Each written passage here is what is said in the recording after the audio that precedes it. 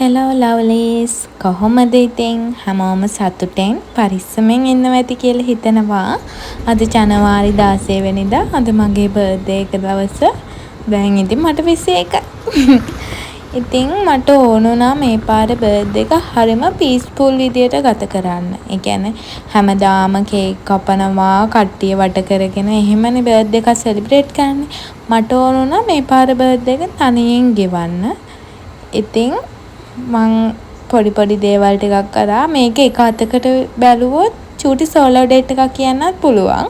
මම වෙනුවෙන් ගත කරපු දවසක්. ඉතින් බලමු මම මොකද කරේ කියලා.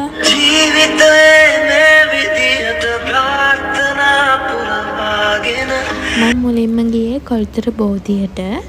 අද වගේ විශේෂ දවසක අපේ ආගමානුකූලව ආශිර්වාදය ගන්නම කියන එක අපේ ජීවිතේට ගොඩාක් වටිනවනේ. ඉතින් උදෙන්ම ගිහිල්ලා මල් පහන් පූජා කරලා වැඳලා මං පැයකට වඩා කාලයක් එතන වාඩි වෙලා හිටියා. හිතට මාරම නිදහස් හැඟීමක් දැනෙන්නේ. ඒ වගේම මං හරිම ග්‍රේට්ෆුල් මගේ ෆැමිලි එකටයි මගේ පාර්ට්නර්ටයි.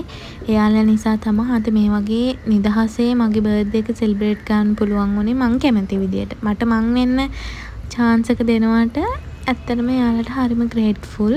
ජීවිතේ මේ විදියට ප්‍රාර්ථනා පුරවාගෙන කාලය තුල දිව යනවා.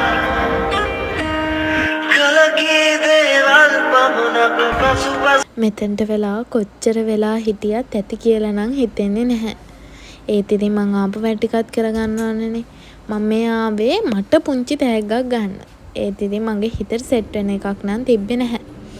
ඊට පස්සේ මං ආව කන්න පස්සේ දවසක ඇඳුමක් ගන්නවා කියලා හිතලා. මං ආවේ කළුතර තියෙන කැරබෙලාව් රෙස්ටෝරන්ට් එකට.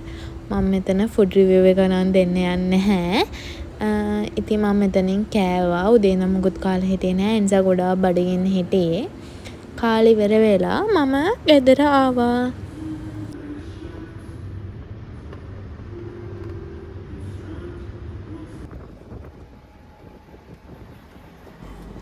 අම්මලා පොඩි සර්ප්‍රයිස් බර්ත්ඩේ පාර්ටි එකක් arrange කරලා තිබ්බා. ඉතින් මේ තියෙන වීඩියෝ ක්ලිප්ස් ටිකක් මං හිතුවා මේ vlog එකට මේකත් ඇඩ් කරනවා කියලා.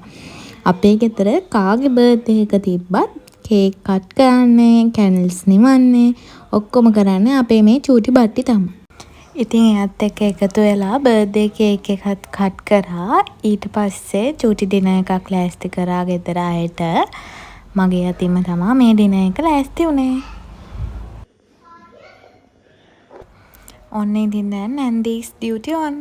ඉතින් මේ පුංචි සුරංගනාවය නිදි කරා මම. එයා එදා රෑ අපේ ගෙදර තමයි නැවතුනේ. මම මෙතනින් vlog එක ඉවර කරනවා. vlog එක ඉවර වෙනකම් බලන් හිටපු ඔයාලට ආදරේ හොඳේ. එහෙනම් like කරන්න, comment කරන්න අමතක කරන්න එපා.